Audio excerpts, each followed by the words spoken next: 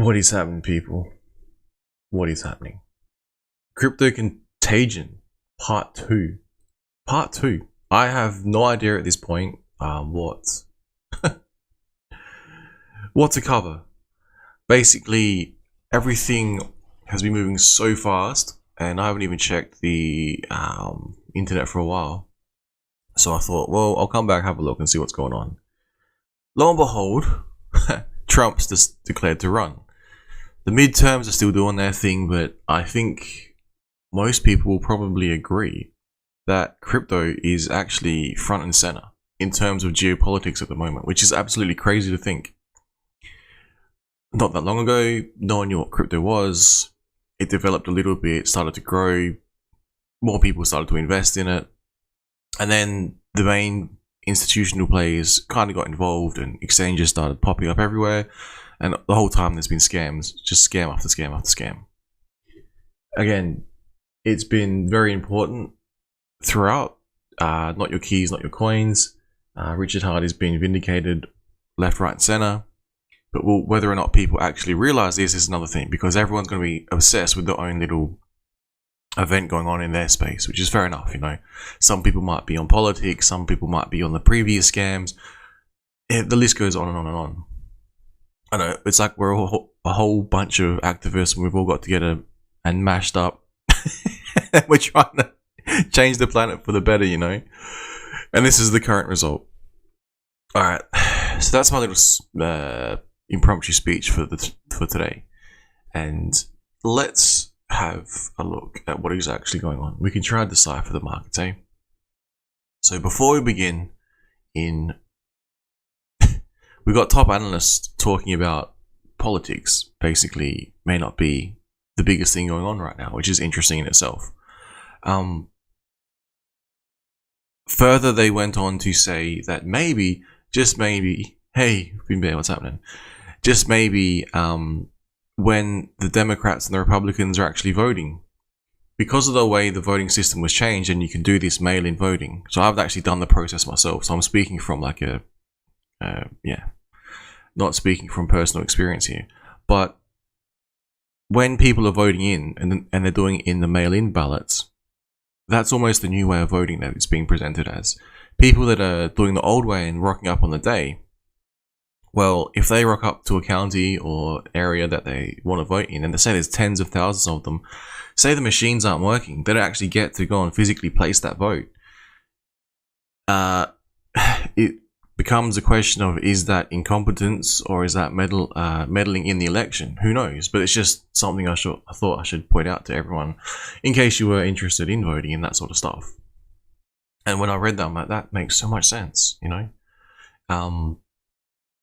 It's almost like the mail-in ballot is the way to go. I don't know. I don't know. It was fascinating to read from a top analyst.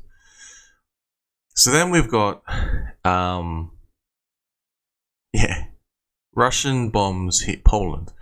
NATO scrambles, Biden emergency meeting. So I read this. People were like freaking out. So I thought, well, I'm going to wait, because there's no point just spreading more fear unnecessarily. Because that's a pretty, like, if, I'm pretty sure most people know this, if NATO is attacked, then it invokes everyone else in NATO. US being a part of that. If US is, you know, declares war or something like that, I think it kicks in like a whole bunch of other treaties. ANZUS treaty is one of them. So Australia and New Zealand will be automatically involved, you know. It's Armageddon. It's insane. No one wants that. So this was good in terms of reporting, like, you know, it's not like they're launching an attack on Poland, but they're just saying it's a Russian-made missile, so whatever happened, I don't know. Russians aren't known for their accuracy, as it's being shown in their particular skirmish with Ukraine. My honest opinion is they're gonna just get more funding, possibly Ukraine. Like, that's just what's been happening. So, it's the military-industrial complex gaining more and more traction. Now, and Trump announcing his run on the same day as this happens, and this goes into the more dramatic sort of aspect of what happened. People are extremely concerned about World War III kicking off, because you have two nuclear powers facing off against each other, and they're skirmishing. Both sides are actively deploying their troops within Ukraine, and and now the missiles are starting to stray from the borders. It's insane. But back to crypto, and why I call this Crypto Contagion Part 2. Everywhere. It's everywhere. We're seeing FTX. It's connected to everything. It's like that image of the deep state and how deep the roots go. FTX is like that, the plant on the top, and it's just got its roots embedded in everything. That's why I put a picture of the Democratic Party, because apparently, there was Democratic donations, albeit there was donations to the Republicans, but it was like some insane ratio, like $10,000 to like the Republicans, for example, versus millions and millions and millions and millions and millions onto the other side. Now, I'm pretty sure everyone's heard this before, but we're just seeing contagion, and they're talking about it reaching out into other areas which it might not have previously reached into, just because the industry is so huge, and just how intertwined the entire economy is.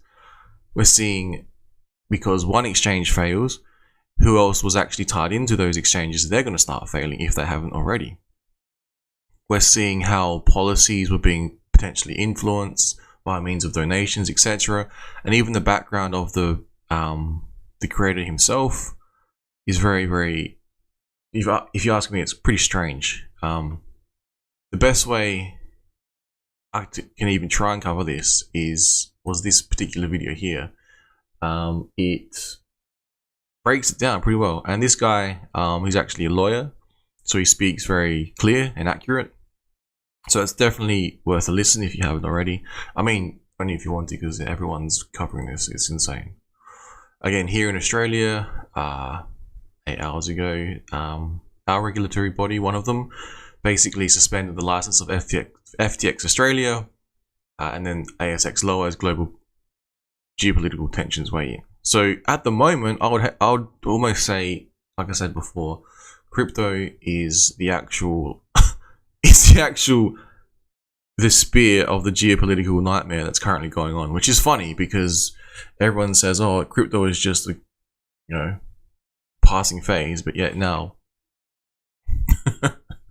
that's the pinnacle of the wave that's coming, and I just hope I hope Biden doesn't get his Biden bucks as central bank digital currencies rolled out on the back of this, because it's quite possible. It's possible if they roll out insane legislation, stifling innovation in the US specifically. Other countries might follow suit, and to be able to roll out a sort of central bank digital currency if the technology is ready, if the infrastructure is ready, to like basically stop and stifle DeFi. And this is actively from my understanding, what FTX was trying to do. They were trying to stop the competition, which was basically DeFi, by regulating and encouraging use of their centralized exchanges and FTX, and hence all the political donations. I mean, that's just insanity. We try and tell other people this, and it's hard enough explaining to them what a seed phrase is, or how there's different blockchains. How are you going to start explaining that cryptocurrency is crashing and is causing contagion across all of the markets, which is causing huge losses everywhere, which is causing other businesses to fail, which is causing the economy to be depressed, which is causing negative effects all around? How are you going to explain to them that, oh, but by the way, crypto is good, like after you've told them all that? It's very difficult at the moment, especially if certain politicians have it in their mind that cryptocurrency is one way. Like I saw a senator here that actually tried to pass some strange legislation, basically saying cryptocurrency can be a national threat. He pointed out that the digital yuan could be being used on Australian soil, and he listed 10 of these Chinese banks, and I was like, that's pretty damn interesting. Like, that is interesting, but the actual what you've presented makes no sense. Like, it's very concerning. So I'm not sure at this point what can be done. So hopefully this video maybe reaches someone who can reach someone else, or yeah, I don't know. In summary, cryptocurrency is literally the #1 topic in the world right now, and I'm not sure what we can do about it to fix everything, because it just looks like things are going to break and keep breaking, and then once they keep breaking, shit, all that's going to be left is proper DeFi, and it's going to be pretty functional, and it's going to work, and that's the whole point of it. Like, that's what this video goes on to explain. A lot better than I can. I'm tempted just to play it back, but it goes for 26 minutes. I don't know. Maybe I will. I'll play it back. Then hopefully it can provide some context. So if you're watching at home on the replay you're watching now, yeah, that's right, man. Let it all burn. That's what it's like, man. It's getting to be like that. It's almost like, let's just crush everything and then we can regulate the shit out of it. All brought about by FTX. Like, really, FTX? Like, decentralized exchanges are the things that we're warned against? Let's play this back a little bit. May as well. Now, I'm going to check my audio. Okay. There are two big, or the top 3 exchanges for Bitcoin, or for digital currency. One is, I forgot the name already. What's the biggest one? It's the one that bought Binance. The second is FTX. FTX basically looks like it issued a bunch of tokens, its own special tokens, which it valued itself, which it then sold to its second biggest shareholder, which is a related shareholder, to basically artificially inflate the books to make it look like they were liquid enough to be an exchange for Bitcoin. I don't know who the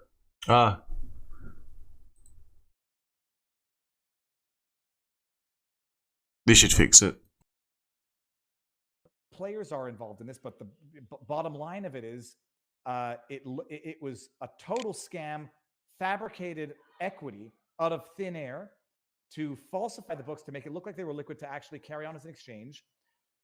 I'm gonna screw it up by being too simplistic, but one of the major shareholders sold hundreds of millions of dollars of his interest in the company. Binance then says we're going to issues a letter of intent to say we're going to buy out this company, and then revokes it or retracts it when they find out it's a house of cards. And now we're finding out that the guy behind it, what's his name? I know it ends in Freed, and I know his hair looks kind of like mine. It's almost like a simplistic breakdown from this guy. I don't even know his name off the top of my head. I've been following for a little bit. And like I said, this guy on the right is an actual lawyer. And the way he presents it is pretty interesting. He even brings into the whole talking. Can't think of the guy who died in Puerto Rico on the beach or something. And there was actually a second person I wasn't even aware of. So it's pretty interesting stuff. Which is already 2 strikes against me, is a big political donor, second biggest Democrat political donor, donates, apparently, I guess, hedges his bets and donates to GOP as well, and has filed for Chapter 11. And this is basically going to be the straw that broke the camel's back of bringing in government regulation of digital currencies. I know I missed a bunch there, but help us out, make sense of what's going on, and the hush-hush aspect to what might. So can you imagine if this is the event that triggers the acceptance of a central bank digital currency across all the politics, not amongst the users themselves, but amongst, the people who are in place to sign the relevant bill or legislation. It's crazy. Absolutely insane. Might be going on behind the scenes with this individual who seems to be wickedly politically connected. Yeah, I might do a whole separate hush-hush, which you can find at vivabarneslaw.locals.com. Hush-hushes are alternative narratives to the official narrative throughout of major events through history, and sometimes even predicting future ones. You can go back and watch our January 6th one that was done right after January 6th, and how many things are popping like that as we see the trials of the Oath Keepers and other cases. So this is a case that's got all kinds of components. So you got cryptocurrency, you got a a guy who died in the Caribbean predicting that something was wrong. See, I think that's the reference to one of the Dye founders. He goes into it a little bit later.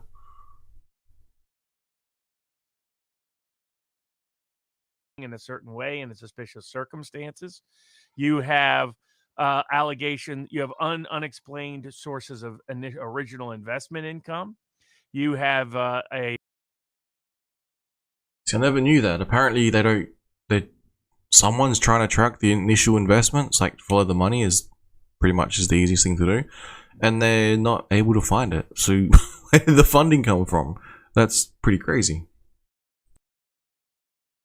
You have prominent Democratic donors and Democratic PACs and Democratic leaders of the would-be crypto regulatory space at the Commodities and Futures Trading Commission, as well as the Securities Exchange Commission, the CFTC, and the SEC. You have... It's so intertwined, man. It's like... It doesn't sound real. It honestly doesn't. The amount of complexity that's going on with this whole event, it just is unbelievable. It's almost like a mystery novel or something like that. Anyway, I'll continue. I find this stuff interesting as Tom Brady and major actors and major personalities who've been involved in marketing and publicizing it, even a basketball NBA stadium in Miami, no less. It's like all the top people. I hope they didn't have their crypto in the exchange when it failed. Like, what did they really get paid? It's a tax nightmare as well. Insane. Less, you got Bahamas, you got Argentina, you got Dubai, you got Hong Kong. So you got a little bit of everything, and you even have Ukraine that makes its necessary cameo appearance in any allegation of criminality or money laundering. So the short version of what took place is that this is the second largest crypto exchange for a lot of non-Bitcoin, often not even Bitcoin. It's more these other digital coins, some called stable coins, some called altcoins, in the blockchain derived. It's almost like people that didn't really understand cryptocurrency enough to store your coins not on the exchange exclusively. They almost flocked. It was marketed specifically to them, maybe, and they're all investing all this money. It's like large players as well. So people with institutional investors or whatever they're called, accredited investors, but basically they got wrecked. They're going to be pissed, and they're going to tell their Wall Street buddies that they want regulation on crypto. That's what I'm imagining in my mind. And they're going to tell their political buddies they want regulation to bring out central bank digital currencies and just try and destroy what would have saved them, like DeFi. It's crazy. But yeah. I'll continue. 650 million. Damn. God damn. 650 milli. Oof. I think that's why he took his laser eyes off, eh? Space. And this guy was he's the son of a prominent tax lawyer, tax law professor at Stanford. Yeah, so these guys did some research, right? So I was kind of waiting to hear their take on it, but so far it's like, yeah, and by the way, his parents are this, and it's... I should just shut up and let it play. But yeah, alright, I'll just shut up and let it play. I was gonna add my 2 cents to it, His mom is also a Stanford law professor. Yeah, so a couple of Stanford law professors, happen to be your parents. You'd be like... Yeah, I know, right? 650 milli, shit. But yeah, so... You got a couple of people you could probably ask to help you do your homework. They just happen to be tax law professors. Makes you wonder. His aunt is on the World Economic Forum and is one of the leading public health people in It gets better, man. His aunt is on the World part of the WEF, the Health Wealth Economic Forum. You know, it's a pretty normal family by the sounds of it. Sounds like part of the Illuminati or something, but you know, just pretty normal stuff. In the world. And just to stop you there, when you say on, we're not talking featured on the website, actively involved in policy at the WEF. Oh, absolutely. Absolutely. One of the people they promoted more than anyone over the last half decade. Oh yeah, you know, some recent health things that have taken place recently might be being lobbied, directed by his aunt. Okay, cool. Pretty normal. Mm-hmm. This is a guy who graduates from MIT, goes and becomes a quant. That's a kind of a derivatives analytics. MIT happens to be the people that are working on the central bank digital currency, lo and behold. But yeah. And a quant, I didn't know that. That's pretty damn interesting stuff. A data-driven trader at a small boutique firm. And then a few years later, pops up on the crypto space. And suddenly he's getting big investors and big investments. He's making all kinds of money. Supposedly he's doing it arbitraging Bitcoin between the United States and Japan and other places. But when people have tried to find out what his original source for all his money was, it's always been vague and obscure. Yeah, so that's not good. Where did your initial capital come from? Oh, I can't remember. What do you mean you can't remember? You're the world's largest exchange, or potentially was the world's largest exchange. Oh yeah, no, I can't remember my foundings though. Okay.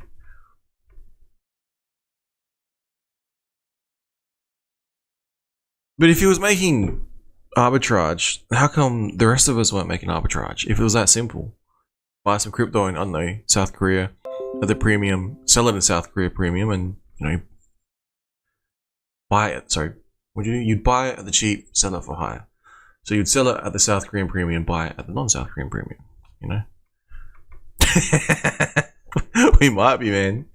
But if I let it run, the problem is it'll just be a strike. Or it might just be not even worth making it. So I'll just be like, I should have just played it. This is a case where Theranos meets Jeffrey Epstein in many aspects, as others have commented upon, even to the point of sex scandals and the like. Sex scandals, Caribbean islands, you have all of that dynamic, allegations of blackmail and extortion lurking in the backstory as well. Even some suspicious suicides of whether a particular crypto individual was talking about this man.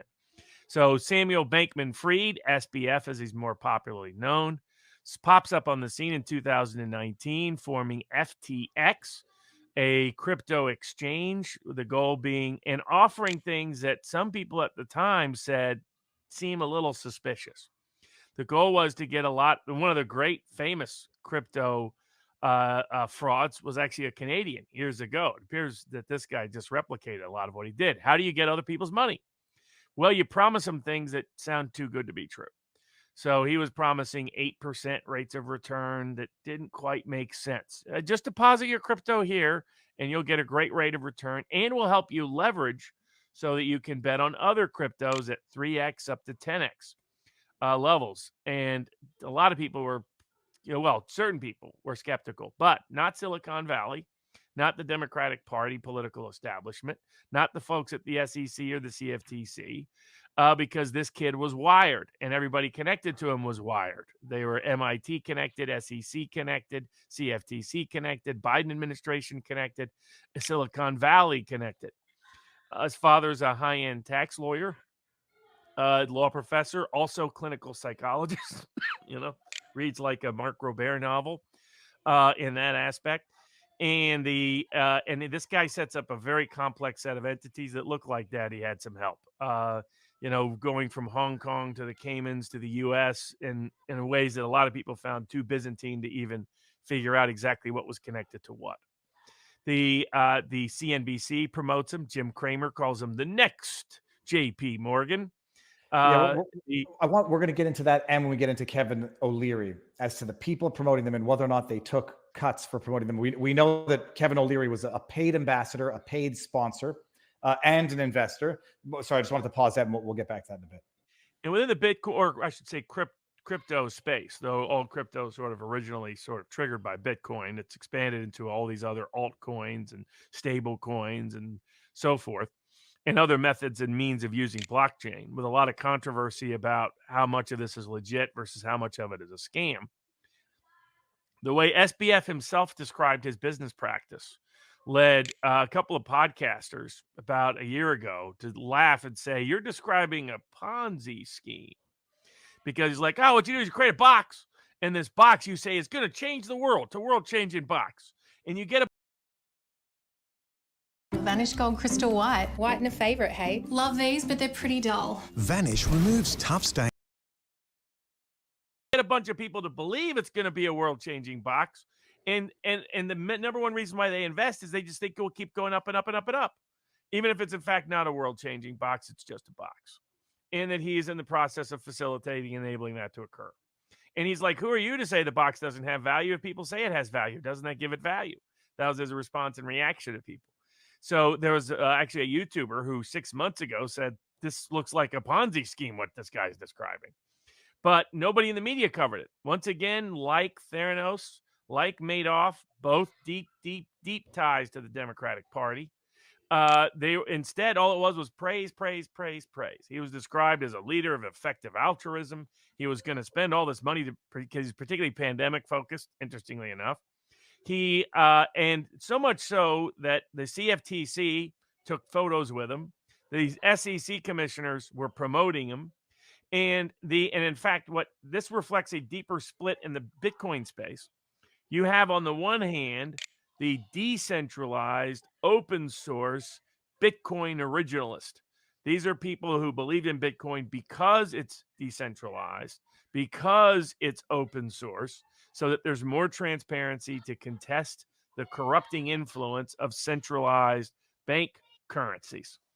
On the other hand, you have people who are trying to emulate the centralized bank currencies, creating and they loosely call the decentralized DeFi, the centralized folks who they want regulation to wipe out their decentralized competitors. And this guy was the lead on more regulation. That's why it's deeply ironic that his fraud is now going to be used as an excuse to do what he wanted to have happen, which was regulate his competitors. But he starts pouring in massive amounts of money to the Democratic Party, second only to George Soros in the history of individual contributions to a political party in the modern era. You're talking about tens and tens and tens of millions of dollars, and that's just what can be directly tied to him. Politico had a whole piece on him a couple of months ago about how massively influential he was. He only made donations to a few small Republicans, names like Mitt Romney, names like Ben Sass, that might lead you to question, exactly who those people are. But that's where he was going. So 40 million plus at least to the Democratic Party. But because he was funneling money in so many other places, it's anticipated. Like, for example, his mom runs an organization that's one of the biggest Democratic get out the vote organizations. The anomalies we saw in this past election, he was one of the key funders of. But then it gets even more extraordinary.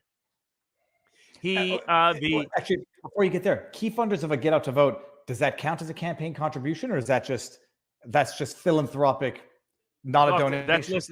That's where all his philanthropy was going. Mm-hmm. It was there or towards pandemic work, lockdown stuff, things of that nature. The next great pandemic had to really worry about that. So but it gets even worse in terms of money issues, because money went to U.S. government, has been giving billions and billions and billions to Ukraine. Well, it turns out, as Jim Hoft has detailed and others have detailed, get the Gateway Pundit and other places, some of this money was actually being recycled. So it went to Ukraine, then Ukraine put money into FTX, and then FTX turned around and gave money to Democrats. In other words, it appears the Biden administration was illegally funding the Democratic get out the vote operation and Democratic campaigns disguised as Ukrainian war support and Ukrainian financial aid is the rest. So that's all the different places this can go. The part of the story may or may not be connected to an unusual death in the Caribbean, Puerto Rico. One of the crypto guys, one of the lead crypto folks, put out a weird tweet that said that he was being targeted by intelligence services because he stumbled into this scandal in the crypto space that concerned sexual scandal, Epstein-style sexual scandal, etc. A day or two later, they find him dead on the beach in Puerto Rico. Apparently, the official narrative is going to be he went out and drowned himself, which is an interesting thing.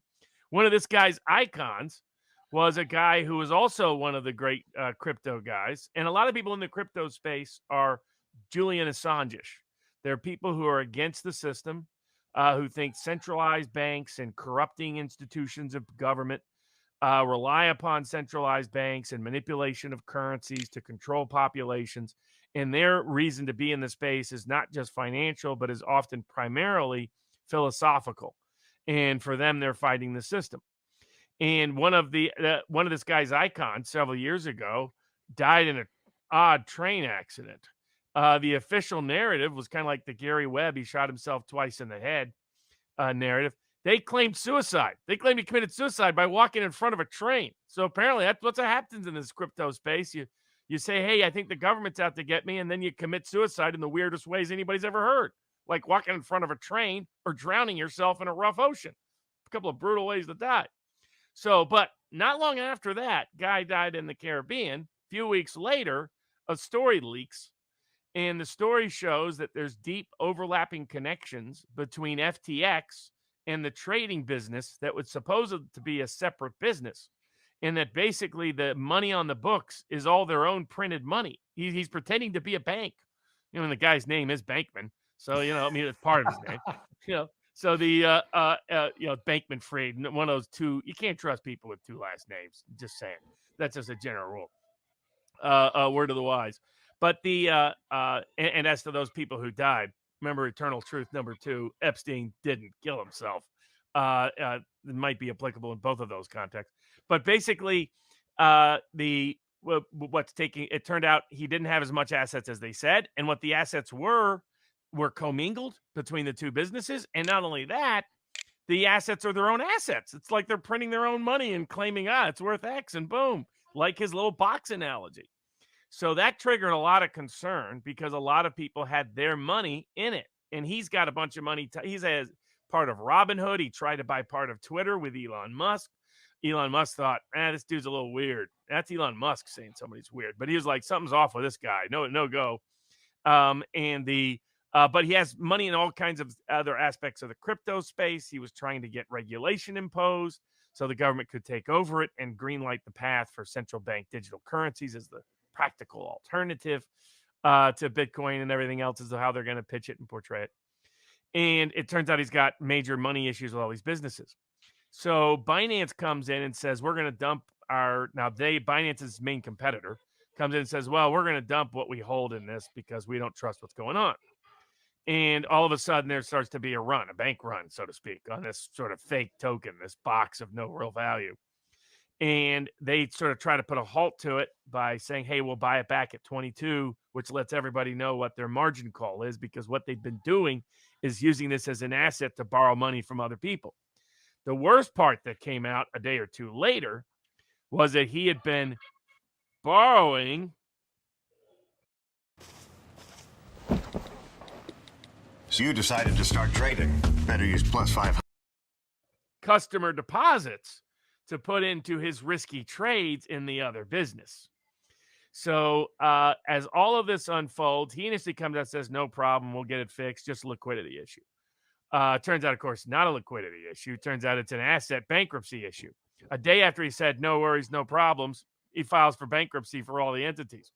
Not only that, another story comes out about how weird the whole getup is. Basically, he and all the executives are living together in a house where they're all sleeping with each other, and other kind of weird behavior appears to be going on. Allegations of blackmail, allegations of extortion, allegations of death threats, all kinds of weird stuff that sounds just like what this guy warned about a month ago that died under weird circumstances in the Caribbean. That was also in the crypto space. So then all of a sudden, all the panic hits, and they put a freeze on everything. Everybody's worried about what this all means. And at that time, they say, don't worry, it's bankruptcy, everything's going to be frozen. All of a sudden, money starts disappearing from FTX accounts. In fact, it looks like over $1 billion. They come out and they say they've been hacked. They somehow magically were hacked at the same time SBF stepped down. So the concern is that SBF is grabbing all the money, or somebody connected to him is, and he's running off. He was supposedly in the Bahamas. One story is that he's been loosely detained in the Bahamas. Another story is that his plane was tracked going from there to Argentina. Another story is that he and a bunch of the executives were trying to flee to Dubai because of the no extradition treaty. Now, what I will say about all of those things is people have a misunderstanding about extradition. Just because there's no extradition treaty doesn't mean you don't end up back in U.S. custody. There's 3 ways that U.S. courts have greenlit. First of all, U.S. courts have said courts can obtain personal jurisdiction over someone if the person is kidnapped by the government or kidnapped by private agents. Doesn't matter. Goes back to a Pinkerton's case, I think maybe even in Argentina or somewhere in Latin America from the late 19th century, where they said if a court obtains jurisdiction over you through kidnapping, no problem. The second is, the extradition law is that if they obtain personal jurisdiction through an extradition treaty, they have to comply with the extradition treaty and the terms of the extradition order. But they often find ways to weasel out of that too. That's an issue for Julian Assange, a risk for Julian Assange. But the second problem is you can just be kidnapped. The third problem is you can just get deported to the border. And the way they do this is they deport you to a plane where U.S. Marshals are waiting. Now, legally, those are the U.S. Marshals kidnapping you. Until they're in the U.S. custody, you could legally defend yourself against them, but almost nobody. It's some pretty damn interesting stuff. Hopefully someone sees this on the replay and goes, oh no shit, I never knew that. Not that specific part, but the whole thing. I haven't got much more to add really. I'll let the last bit play out. I might read the spars and then I've got to go do some stuff myself in real life. Nobody knows that or realizes that. And U.S. Marshals aren't eager to tell people that. So just going to a place that doesn't have extradition is no guarantee whatsoever that you don't end up back in United States criminal custody. But that is where this case is. The question is, will the media, will Congress, will some smart prosecutor dig deeper to find out the degree of Democratic ties to this, or will the corrupt politicians use this as their excuse to grab even more power when the problem is concentrated power to begin with? It's interesting. It makes sense of some of the talking points I've heard, which are now he donated to both parties. He just donated nearly 40 million to one and however much to the other. About 10 grand to the other. And I know that you're going to probably cover this in a hush hush, but the idea that if this were Elroy, what's the James the Elroy. guy, if this were a James Elroy novel, who would stand to benefit from this being a false flag or a setup to be the instigation for regulation of Bitcoin digital currencies that the government has been clamoring for a long time? How does this even get set up in the first place? Okay, fine. He starts an exchange. Regulated or unregulated, I presume it's not that easy to just start up an exchange and get people trading millions or whatever. However, I don't know what the value of the exchange was. It's not something that sets up overnight that you can do just because it's unregulated, or am I just being totally naive when it comes to cryptocurrency? No, I mean, the reason why he was able to do it, he had a lot of regulated entities. His problem wasn't regulation at all. His problem was recommending regulating his competitors unnecessarily. That would give businesses like his an advantage, which clearly should not be the case. As a general rule, bad idea to have your Bitcoin on an exchange. Just FYI. People, Mark Moss, others that we've interviewed in the Bitcoin space have repeatedly said, George Gammon, don't have your Bitcoin on a Bitcoin exchange. Just don't do it. Have it on a cold wallet, ideally. But putting that aside, he had billions of dollars, money sitting in that exchange. And the real reason it was sitting there was because he was promising the ability to leverage it. He was promising the guarantee of at least a minimal rate of return on it. Things that should have been red flags to people from day one, But the reason they weren't was because he's talking to the CFTC head. He's talking to high-ranking SEC people. CNBC is promoting him. Bloomberg is promoting him. Leading Silicon Valley companies are promoting him. That's why I say it's a lot like Theranos. So it's a case of Theranos meets Jeffrey Epstein, you get FTX. And then you get the political corruption that was also critical, essential to it. But from who benefits, right now it's going to be those people. They not only got to launder Ukrainian aid back to help Democrats, they got massive amounts of money for Democrats that was critical to them holding so many closely contested Senate races and House races and even governor's races in the country. And now they get to use his fall to get more control and more power. So the people at the CFTC, at the SEC, and in the Biden administration, and some folks in Silicon Valley and their allies, those are the ones who really profited here and will continue to, by the way this is playing out. And I'll just give Kevin O'Leary a bit of a hard time because his interview was one of the pieces that I listened to this afternoon to try to make sense of this. He lost his investment in FTX. Maybe. FTX and Kevin O'Leary announced long-term investment in spokesperson relationship. Relationship is a remunerated relationship. This is from last year. Long-term relationship centers around equity investment and an ambassador deal to be paid in crypto. And then just to eliminate all doubts, it says Kevin O'Leary will be taking an equity stake in both FTX trading, yada, yada, yada, along with being paid in crypto to serve as an ambassador and spokesperson to the company. And he comes out now and says, oh, I made a bad investment too. I'll learn from my mistakes. I'd like to know what the wash was between the paid in crypto for the ambassadorship and being a spokesperson and what he lost on the company. And I'd also like to know what his knowledge was going back. If you're investing in the company, you're going to ask for spreadsheets. You're going to ask for balance sheets. You're going to ask for a lot of financial information before investing however much he invested. I'm a noob.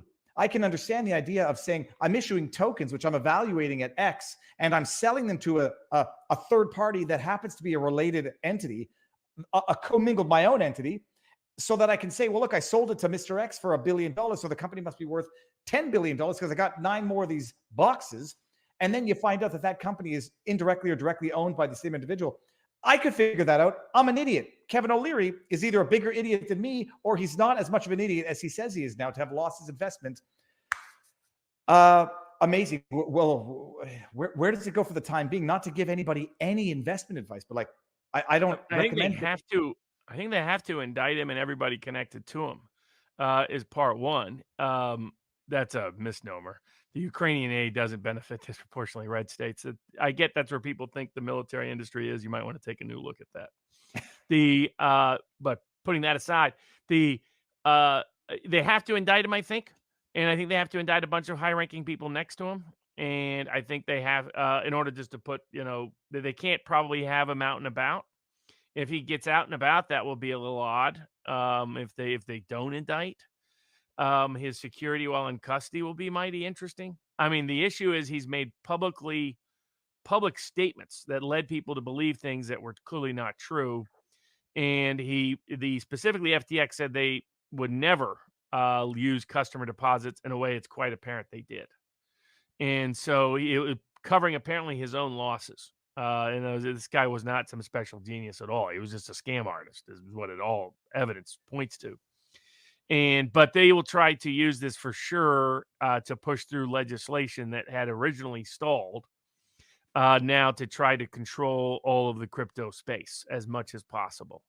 And so that's almost a guarantee to have happen now. It may happen in the lame duck Congress. It may happen in the new Congress. I don't think they'll take the gamble that they wait for the new Congress. I think it will pass in the lame duck Congress. And they'll use the pretext of this case. And then the question is, if it's a meaningful investigation, they'll implicate a lot of people. How do they cabinet? And I'm sure Biden Justice Department will definitely make sure to cabinet. Or maybe they just let him escape, or just go slow on indicting him. Something like that.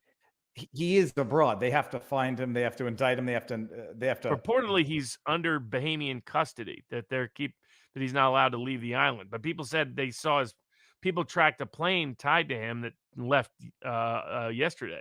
So it's unclear what the real status is. A lot of people predicting an Epstein, Robert.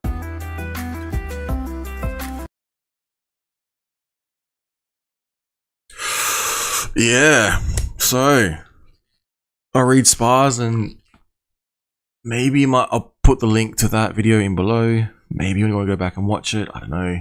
Maybe, just maybe. I can't believe it, man. I cannot believe it. Yeah, so we got Trump running. We got bombs hitting Poland. And we got FTX trying to bring about a central bank digital currency through legislation. Great. And rates going to keep rising into 2023. And after 2024, they might pause or decrease them. So, yeah. It's looking real good. Looking real good. Alright, this is SPARS standing in line. Protesting online. We got chapter 11. To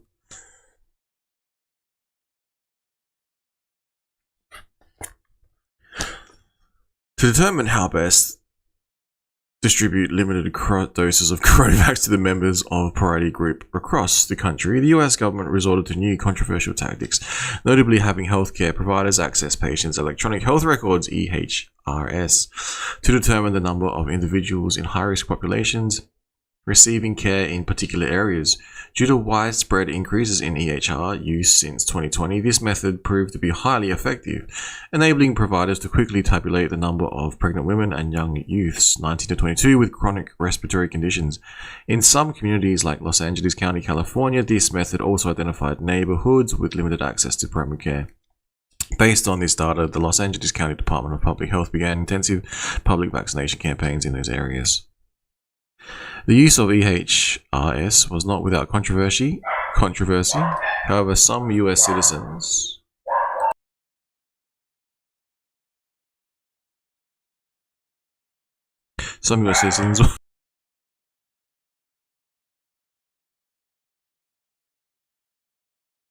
we'll just pause for a bit. Look, he's going nuts. Some US citizens were upset because they believed the federal government was accessing private patient data. This stemmed from misunderstanding on the citizens' part. The federal government was not accessing their patients' EHRs, but rather was relying on healthcare organizations to access patients' EHR and report summary information, specifically the number of people in the targeted groups, to the CDC, FDA, and other government agencies. The US government attempted to rectify this misunderstanding by posting, tweeting, and zapping short statements and videos explaining the vaccine distribution process.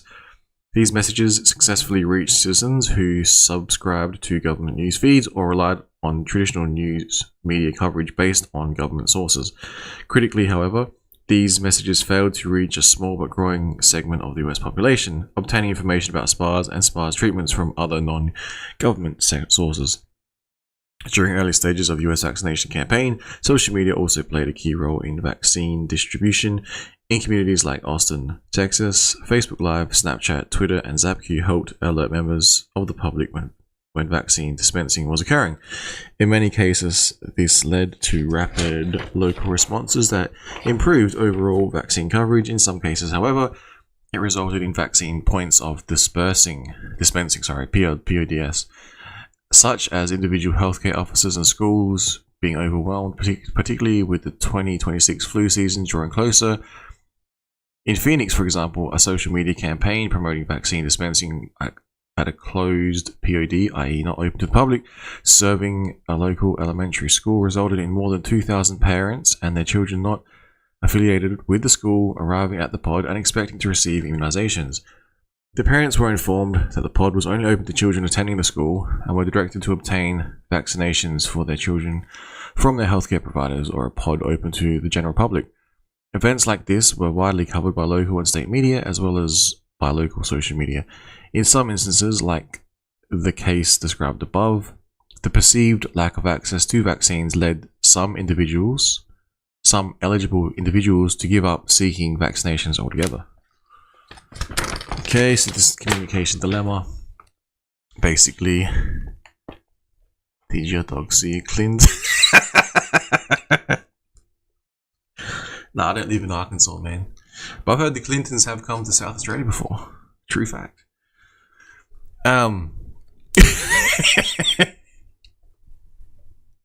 communication dilemma. Now, publicizing MCM programs and availability, that's still laughing at that, to promote uptake and efficient distribution, providing real-time data on vaccine availability to align MCM supply with public demand. Number 1, food for thought. Why is active monitoring of the information C, in which the public is swimming, critical to the efforts of authorities to create conditions and provide information that support recommended public health behaviors? 2, the Clintons are back. They're coming for me. It's Illuminati. They're knocking at the door.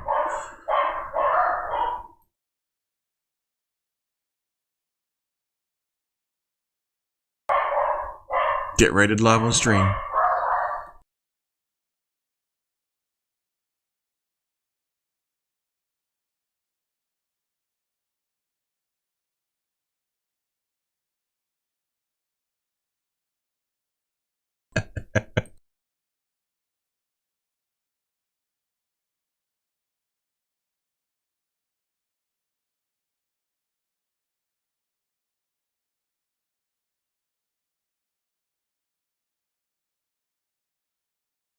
They're still gone.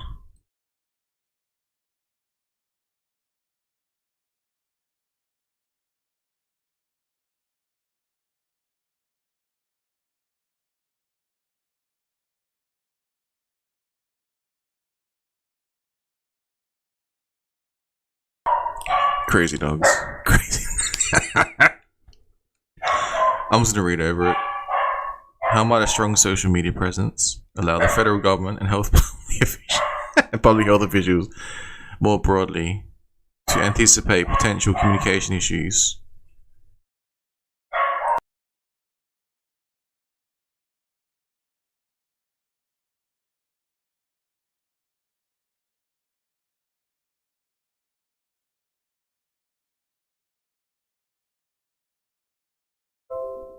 To anticipate potential communication issues, e.g. privacy concerns over EHR data, to direct vaccination efforts before they become fully fledged crises. Number 4. That's funny, it goes 1, 2, 4. True story.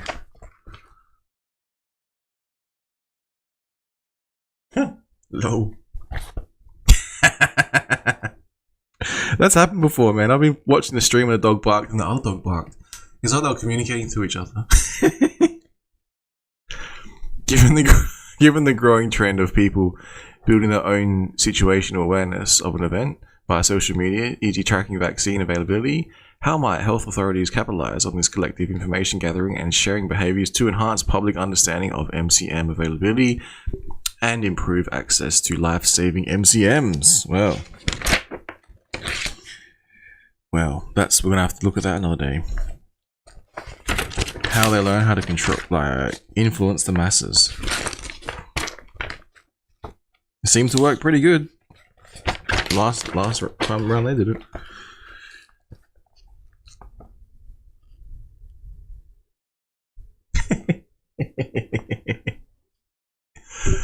That is about it. I don't know. 11K and pray. Crypto Armageddon.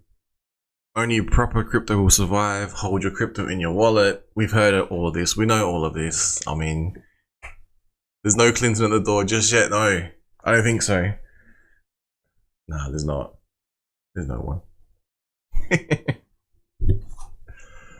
I'll check the camera. Sorry. What's it called? Yeah. Give that a rewatch. Like and subscribe, maybe. Trump 2024 versus Biden, maybe. Who knows? Signing out. Peace.